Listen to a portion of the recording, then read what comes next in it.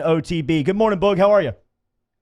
Good morning, gentlemen. How we doing? Oh, Doing all right. what's going on, All right. Bug? There's something hiding underneath your voice right now. You're a little too chipper this morning. What do you think you're going to come in here and get me on? Well, I'm not getting you anything. It's a really good morning. Sun is out. I've been up since about 4 a.m. Got a little work done and got a few holes of golf to play this morning. Wow. Oh, okay. She's got some He's endorphins good. in his Yeah, he's system. feeling He's in good. the course. You are happy. Boog, Wow, okay. we're devastated about the story about Darius Geis that he just can't get onto the field in the NFL. There's been some whispers about the back office stuff with Washington and the medical department. What's going on with the Redskins? You had those guys a couple of nights ago in Chicago, beat them down pretty bad. What's going on with the Redskins franchise? Well, yeah, right now they're a franchise in disarray. I think, anytime you have won a playoff game in 6 years and the head coach is kind of dangling, by a small hair there, I think there's going to be a lot of confusion. They've had a lot of injuries. There have been a lot of articles written about their medical staff. I don't need to regurgitate those. You can Google those and find those. I just think there are a lot of questions right now in D.C., and there are very few answers. The one bright spot they have, was the quarterback, Case Keenum this year, was playing pretty well. And we get our game on Monday night, and, Case has 5 turnovers as far as, throwing interceptions and fumbles. So, right now things aren't good in D.C. How good is that Bears defense? They have an opportunity to be one of the great defenses of all time because they can do an array of things. If you think about this, they got 3 All-Pros in Khalil Mack, Eddie Jackson, and Kyle Fuller. I didn't even name some of their best players: Eddie Goldman, Akeem Hicks, Danny Trevathan, Roquan Smith. Like, they have playmakers everywhere on their defense. They're hungry, man. And, the thing that I really like is how they play together, how they hold each other accountable. It's really fun to watch a group of, 11 to 15 guys, when you count some of the guys that play as backups, how well they play together. To me, it reminded me a lot of how we played in Tampa, and it was really, really fun to watch. They have a chance to be really one of the great defenses of all time. Trevathan and Mack have to be the best combo of linebackers in the league, huh? I mean, here's the thing about it. Mack is in a class by himself. I put Trevathan with Roquan Smith. I didn't even mention Leonard Floyd yet, have I? Yeah, right. No. Come on. Right. I mean, they have long, athletic guys that can play you in man, that can play you in zone. I said going into that game that Washington was going to struggle to get 17. Washington struggled to make it a game pretty much. Was it 28-3 at halftime? Mm-hmm. It was I felt bad for y'all having to call that one. Y'all were creative. Y'all were good, man. Hey. Y'all were good. Last 2 weeks we've had to get very The first week was incredible, and then it's been downhill since then. Boog, I'm going to give you a couple of surprising 3-0 teams, and you tell me whether they're real or not. The Buffalo Bills, who I love. Shout out to the Bills Mafia. Love that fan base. And then I didn't even realize this. The San Francisco 49ers kind of under the radar with the 3-0 start. Which one of those teams do you think is maybe legitimate? I think San Francisco has a chance to be legitimate because their defense is really good. Jimmy Garoppolo has been pretty terrible so far, and they're still 3-0. Yeah. They have all the pieces. The only thing they're missing is really like a big-time wide receiver on the outside. They got the kid from South Carolina, Deebo Samuel, trying to step up. You got to figure at some point Jimmy G is going to remember what color the 49ers wear and stop throwing. Like, if he does that, man, they're going to be pretty good. Buffalo, I think we saw this coming with their defense. The quarterback is pretty athletic. I like what Buffalo's doing, although they got their hands full this weekend. Who's Buffalo got this weekend? New England. Oh, yeah. A couple of battle of undefeated AFC giants there. On Sunday night, speaking of a battle of big-time teams, Boog, you're going to have the New Orleans Saints at home in the Dome, prime time, against Dak and the Cowboys. Before we look forward, let's look back. How impressed were you with the Saints going to Seattle and coming away with the win without Drew Brees? Extremely. You get 2 non-offensive touchdowns, and Deontay Harris and Von Bell returning one on a scoop and score. But just how they played, man. Listen, Sean Payton is one of the better coaches in this league. He had his team believing. He had his team motivated.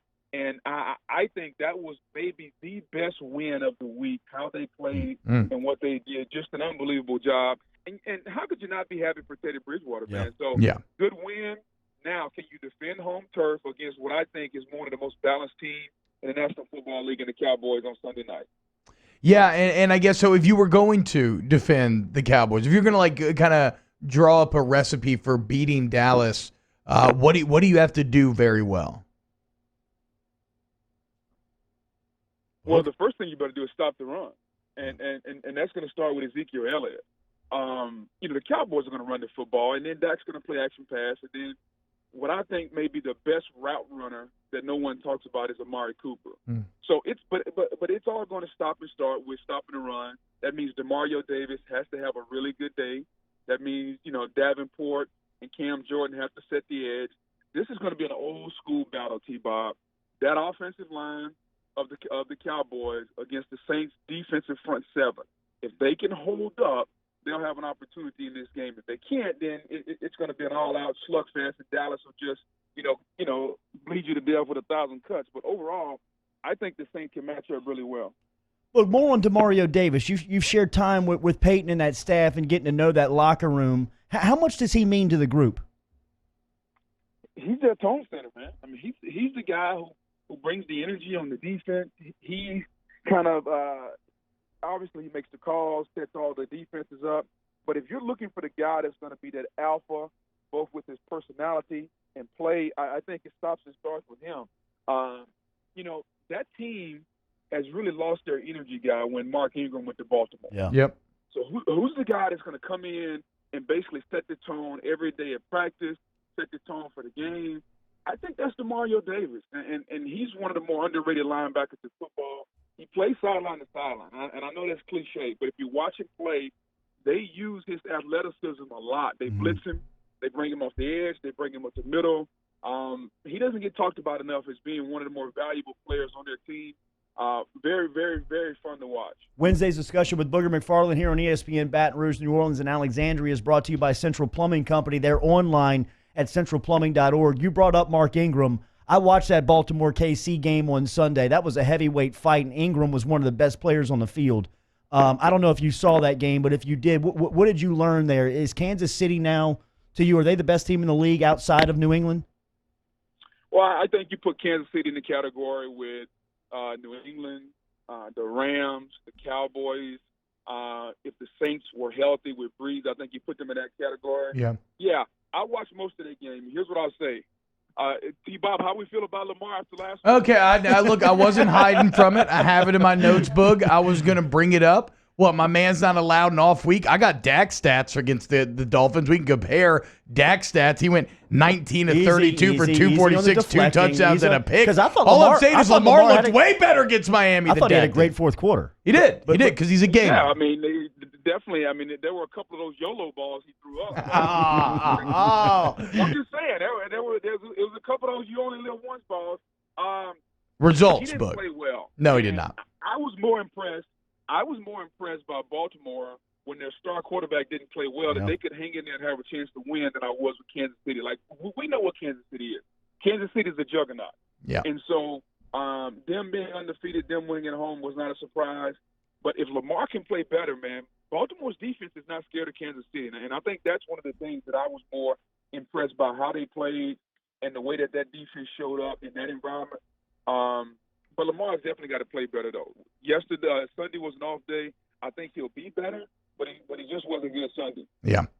Boog, let me give you some of these numbers here on Joe Burrow. SEC Player of the Week for the third time out of 4 weeks through 4 games. He's got more completions, passing yards, and passing touchdowns than any player in school history.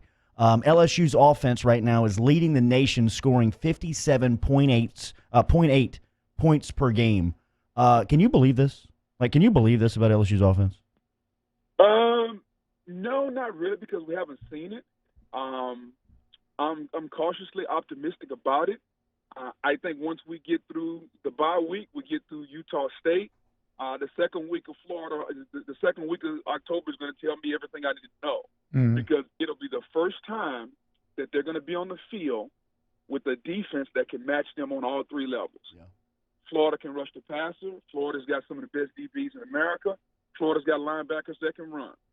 We will find out whether or not this offense is for real the second Saturday in October.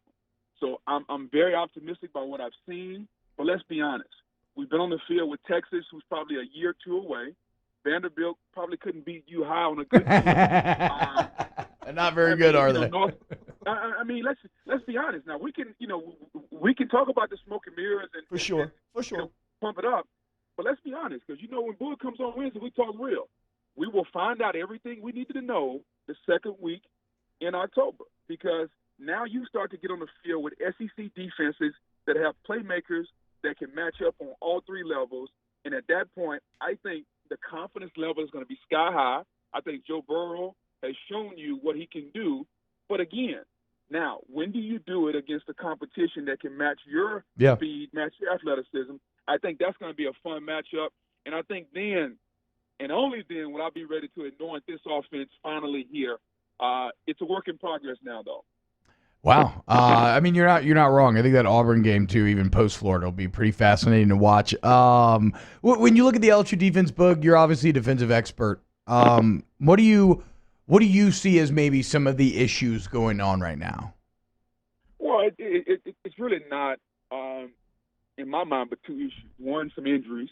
Yeah. And then secondly, we don't have guys other than Chason and Divinity that can win a one-on-one rush. So if you don't figure out a way to scheme up pressure and scheme up blitzes, then I don't care if you got Deion Sanders, Darrell Green, and Rod Woodson back there. They can't cover forever. So the challenge is, do you continue to allow guys to rush one-on-one that can't do it, or do you come up with creative ways to get to the passer? And I think that's going to be the quandary between Dave Aranda and Coach O as they get ready to go through and start game planning is are we going to get guys, especially at defensive tackle, that can rush? I think what you're going to wind up seeing as we get closer to games that matter, Florida, Mississippi State, Auburn, Alabama, is they're going to go back and kind of get creative with the pressure schemes and pressure systems, force the ball to come out quick, and then allow your speed and athleticism to come up and tackle. But to me, those are the only two issues. LSU still has talent. Like, we didn't just lose talent overnight. Sure. Yeah. But the problem is injury. Guys have been hurt. And then we just don't have anybody that can win one-on-one pass rush. The national TV hits with the LSU gear is great, man. Have a great call in the Steel City on Monday night. We'll talk to you next week.